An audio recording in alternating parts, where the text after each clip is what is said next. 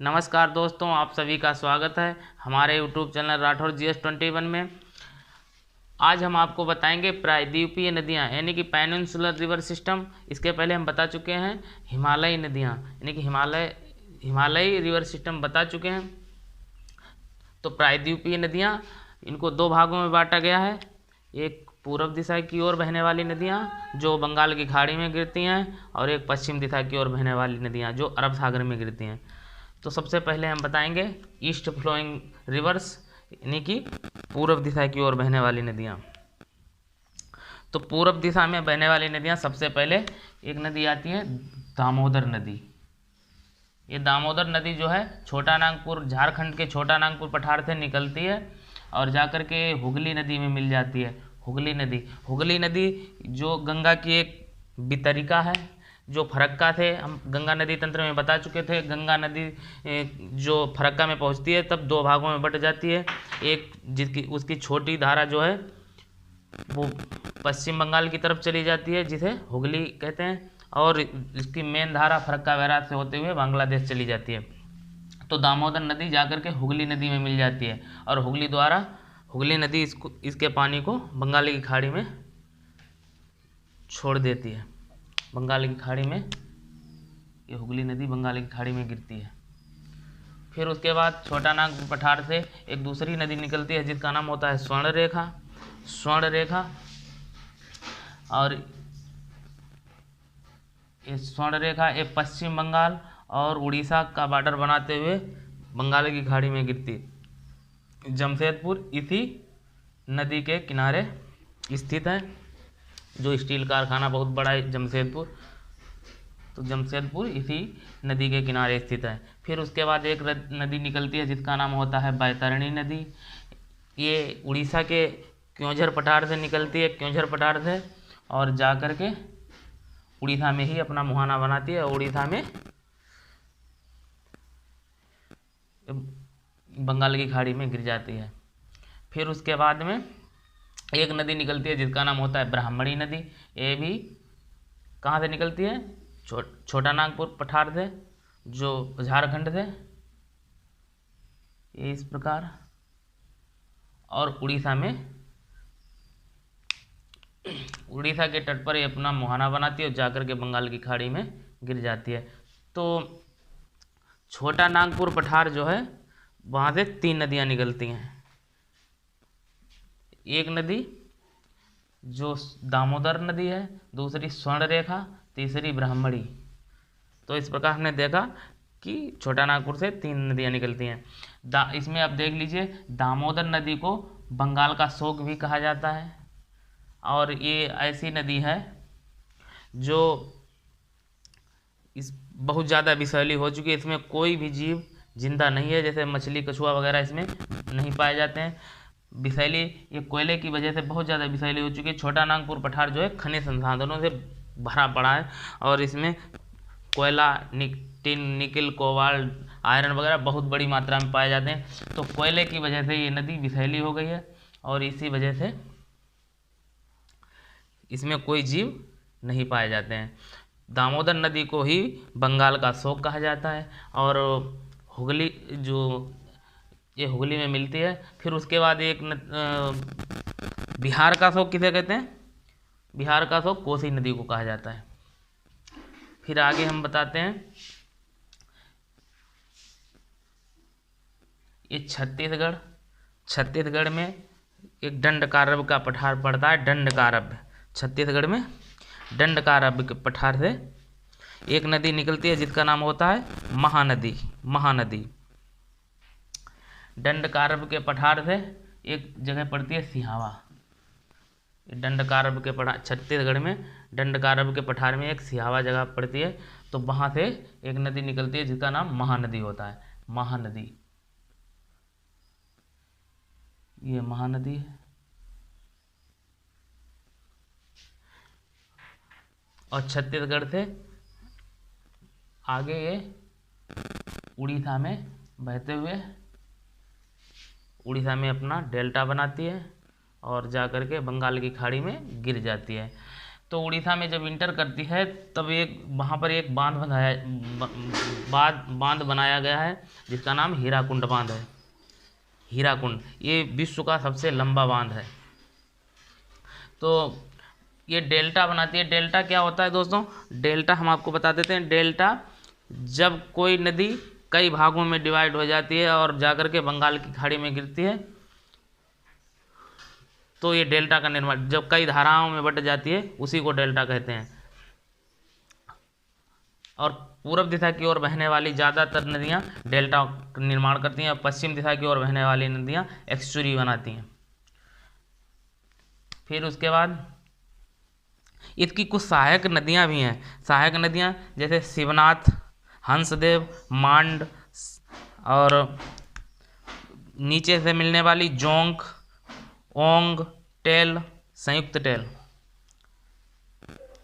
नीचे से जोंक, ओंग, टेल और संयुक्त टेल, और ऊपर की तरफ से मिलने वाली सबसे पहले शिवनाथ मिलती है, फिर उसके बाद हंसदेव, फिर उसके बाद मांड, ये ऊपर से मिलती हैं तो इसकी ये ट्रिब्यूटरीज हैं।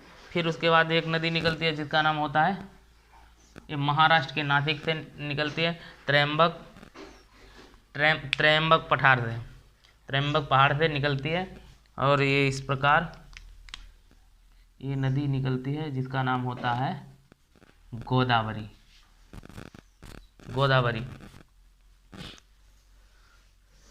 ये महाराष्ट्र से निकलकर तेलंगाना और आंध्र प्रदेश होते हुए 3 राज्यों से होकर बहती है और जाकर के आंध्र प्रदेश में अपना जहाँ मुहाना बनाती है वहाँ पर डेल्टा का निर्माण करती है। जहाँ डेल्टा का निर्माण करती है उस स्थान को राजमुंदरी कहते हैं। राजमुंदरी। तो ये दक्षिण भारत की सबसे लंबी नदी है। 1465 किलोमीटर इसकी टोटल लंबाई कितनी एक बहती है ये हम बता देते हैं। ये 1465 किलोमीटर, 1465 किलोमीटर ये बहती है। राजमुंदरी में अपना डेल्टा बनाती है। फिर इसके बाद इसको दक्षिण भारत की बूढ़ी गंगा के नाम से जाना जाता है। क्या कहते हैं? दक्षिण भारत की बूढ़ी गंगा। फिर उसके बाद इसकी कुछ सहायक नदियां हैं, जैसे ये सबसे पहले ऊपर की तरफ से मिलती है पूर्णा नदी। क्या दोस्तों? पूर्णा नदी। ये पूर्णा नदी है, पूर्णा नदी। दूसरी है पेनगंगा, वर्धा, फिर बेनगंगा, इंद्रावती, सुलेरी, और दक्षिण से मिलने वाली इसमें एक मजीरा नदी है, मजीरा। तो पूर्णा, पेनगंगा, वर्धा, बेनगंगा, इंद्रावती, सुलेरी, ये इसकी मतलब उत्तर की तरफ से मिलने वाली, जो बाएं घाट से मिलने वाली नदियां हैं, और दाएं घाट से मिलने वाली इसकी दाएं तरफ से मिलने वाली मंजीरा। फिर उसके बाद दूसरी नदी निकलती है महाराष्ट्र से। ये महाराष्ट्र के महाबलेश्वर से निकलती है जिसका नाम होता है कृष्णा नदी। कृष्णा महाराष्ट्र, तेलंगाना और आंध्र प्रदेश 3 राज्यों से बहती है। ये महाराष्ट्र से निकलती है, तेलंगाना और आंध्र प्रदेश होते हुए आंध्र प्रदेश में अपना मुहाना बनाती है। जहाँ मुहाना बनाती है वहाँ पर ये डेल्टा का निर्माण करती है, और ये जहाँ पर डेल्टा का निर्माण करती है उस जगह को कहते हैं विजयवाड़ा में अपना ये डेल्टा बनाती है। गोदावरी राजमुंदरी में डेल्टा बनाती थी और कृष्णा नदी विजयवाड़ा में अपना डेल्टा बनाती है और जाकर के बंगाल की खाड़ी में गिर जाती है। फिर इसके बाद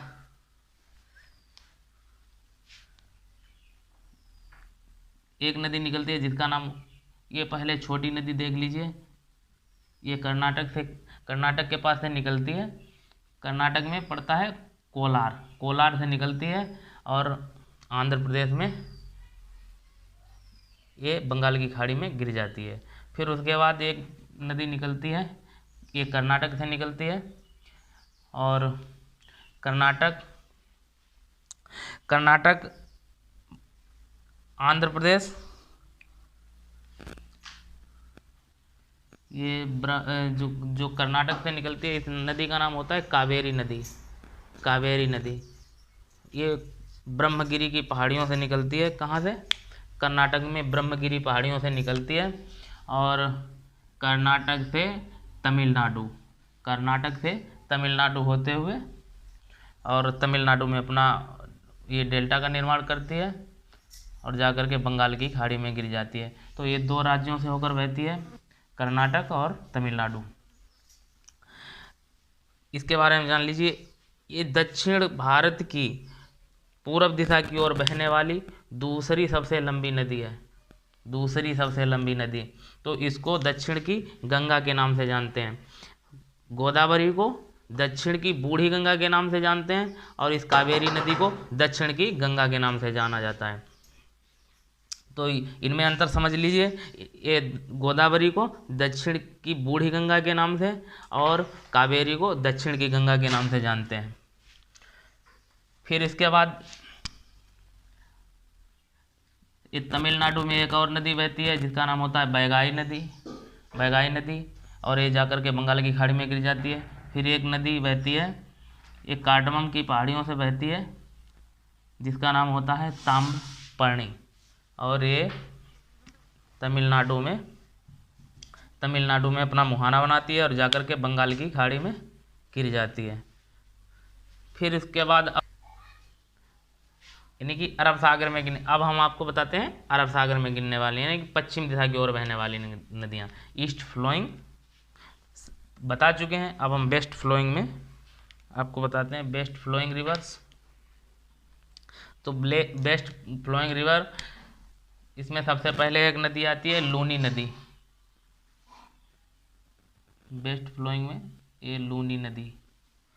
ये कहाँ से निकलती है? ये राजस्थान से निकलती है।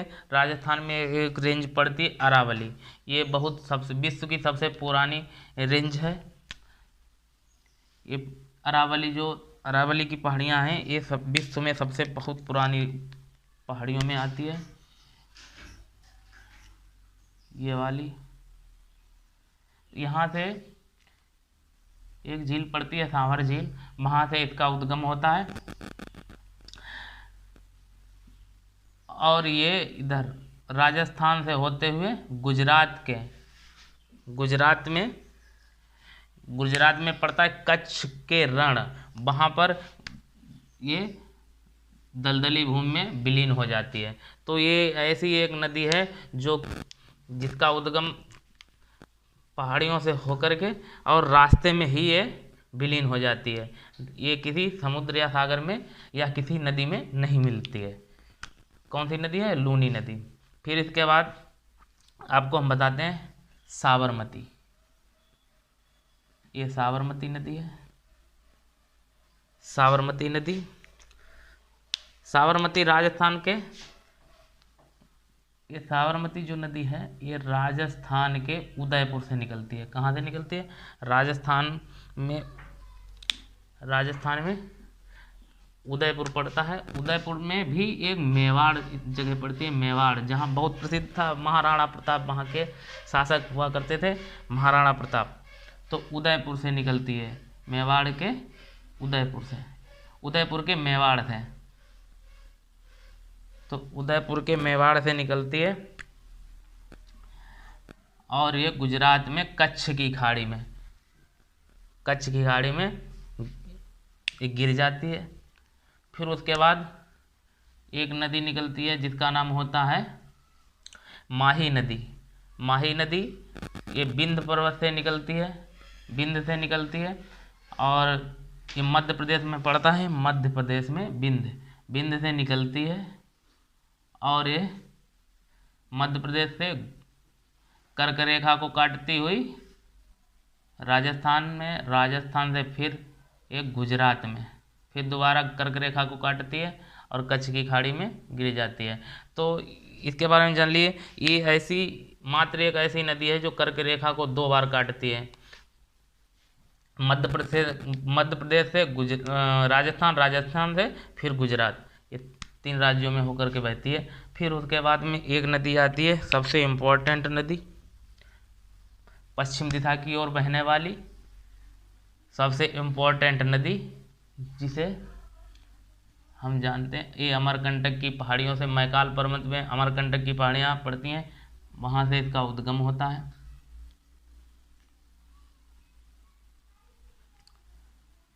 इस प्रकार ये कच्छ की खाड़ी में गिर जाती है। मध्य प्रदेश और कर्नाटक के साथ, मध्य प्रदेश और महाराष्ट्र के साथ ये सीमा, कुछ सीमा बनाती है, बॉर्डर बनाती है, और फिर ये गुजरात में एंटर करती है और गुजरात में एक कच्छ की खाड़ी में गिर जाती है। तो नर्मदा नदी कहाँ से निकलती है? अमरकंटक से निकलती है, और अमरकंटक से रिफ्ट वैली में बहती हुई, मतलब भ्रंश घाटी में बहती हुई ये महाराष्ट्र के साथ कुछ बॉर्डर साझा करती है, और उसके बाद में ये गुजरात में कच्छ की खाड़ी में गिर जाती है। सरदार सरोवर बांध इसी पर बंधा हुआ है, सरदार सरोवर। तो इसके बारे में जान लीजिए। ये पश्चिम दिशा की ओर बहने वाली सबसे लंबी नदी है। पश्चिम दिशा की ओर बहने वाली सबसे लंबी नदी नर्मदा। तो ये नर्मदा नदी जो है पश्चिम दिशा की ओर बहने वाली सबसे लंबी नदी है। फिर उसके बाद ये रिफ्ट वैली में बहती है। रिफ्ट वैली का मतलब भ्रंश घाटी में, कि पूरे ये दक्षिण भारत का पठार जो है, इसका झुकाव बंगाल की खाड़ी की तरफ है, लेकिन ये जो सतपुड़ा और विंध्याचल पर्वत श्रेणियां हैं, इनके बीच में एक भ्रंश घाटी का निर्माण हुआ है, जिसका झुकाव पश्चिम दिशा की ओर। इसीलिए इस क्षेत्र से बहने वाली नदियां जो हैं पश्चिम की ओर बहती हैं। और जो पठारी नदियां हैं, जो पठारों से निकलती हैं, ज़्यादातर बंगाल की खाड़ी में गिरती हैं। लेकिन इस क्षेत्र में जो मध्य भारत से बहने वाली नदियां, यानी कि विंध्याचल और सतपुड़ा के बीच की जो नदियां हैं, इस क्षेत्र में बहने वाली नदियां पश्चिम दिशा की ओर जाती हैं। यही कारण है कि ये भ्रंश घाटी, जो यहाँ पर टेक्टोनिक शिलों के वजह से, टेक्टोनिक शिलें जब कुछ उनमें हलचल हुई, तो यहाँ पर एक भ्रंश घाटी का निर्माण हुआ, और उस भ्रंश घाटी का जो झुकाव है वो अरब सागर की तरफ है। इसलिए इस क्षेत्र से बहने वाली नदियाँ अरब सागर में गिरती हैं। तो फिर इसके बाद हम आगे बताते हैं। एक नदी निकलती है महादेव पहाड़ी के पास से, महादेव पहाड़ी के पास से, जिसका नाम होता है ताप्ती नदी, या सतपुड़ा के महादेव पहाड़ी से लगे बैतूल यहाँ पर ये सतपुड़ा रेंज है, ये पूरी सतपुड़ा रेंज है। इसे राजपीपला, महादेव और मैकाल, ये कुछ इनके पार्टों को कहते हैं। तो ये महादेव पहाड़ी से निकलती है, सतपुड़ा रेंज की महादेव पहाड़ी से। और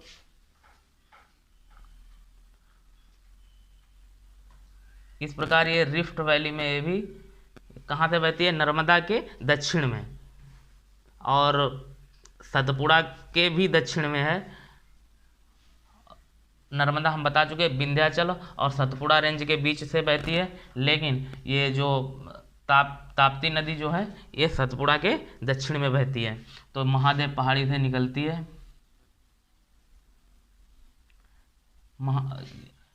ये मध्य प्रदेश में पड़ता है महादेव की पहाड़ी, और वहाँ से निकलकर ये कर्नाटक और होते हुए गुजरात के कच्छ में गिर जाती है। 3 राज्यों से होकर बहती है, मध्य प्रदेश, कर्नाटक और गुजरात। ये पश्चिम दिशा की ओर बहने वाली दूसरी सबसे